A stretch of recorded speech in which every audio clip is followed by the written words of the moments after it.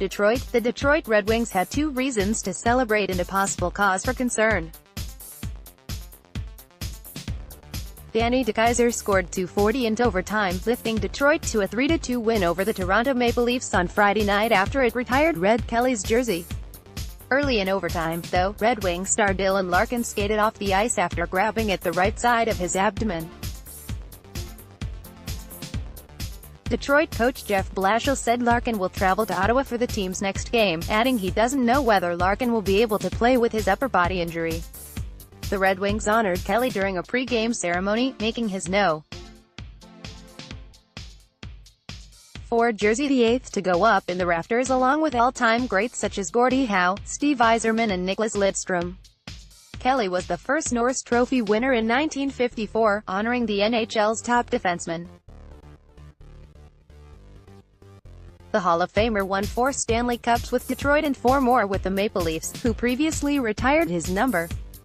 Anytime you can see a guy's number go up into the rafters, it's a very special moment, Red Wings goaltender Jimmy Howard said after making 19 saves. The Red Wings went ahead for a 3rd time in overtime, setting off a celebration on a night in which fans for both teams cheered and jeered. The atmosphere was great, just like it always is when they are here, said Detroit's Gustav Nyquist, who broke a scoreless tie midway through the second period.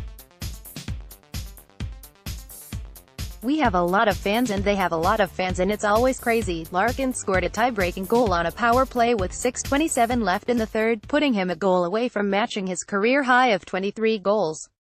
Patrick Marleau had a goal to make it 2-2 with 2:19 remaining in regulation, giving him 2 points in the game. Austin Matthews tied the game late in the period and Frederik Andersen stopped 30 shots for the Maple Leafs. Both teams were coming off a long break, playing for the first time in more than a week after a bye week in the All-Star break. "I didn't know how smoothly executed the game was," Maple Leafs coach Mike Babcock said. "It looked like the teams had about a week off." Toronto looked rusty while going nearly 14 minutes before getting its first puck on Howard and was outshot 10-5 in the opening period. The Maple Leafs failed to take advantage of 2 power plays in the first period and went 0 for 5 with an extra skater midway through the third period. "We had some trouble getting into their zone and when we did, they were pressuring us all over the ice," Marleau said. The Red Wings, likewise, were struggling on the power play on 3 chances before Larkin scored from the left circle with a shot that went off Andersen's left shoulder. Marleau scored after Toronto pulled Andersen to add an extra skater and he knocked in the puck after Matthews made a fluttering pass across the crease. Notes: Kelly played for the Red Wings from 1947 until they traded him to Toronto during in 1960.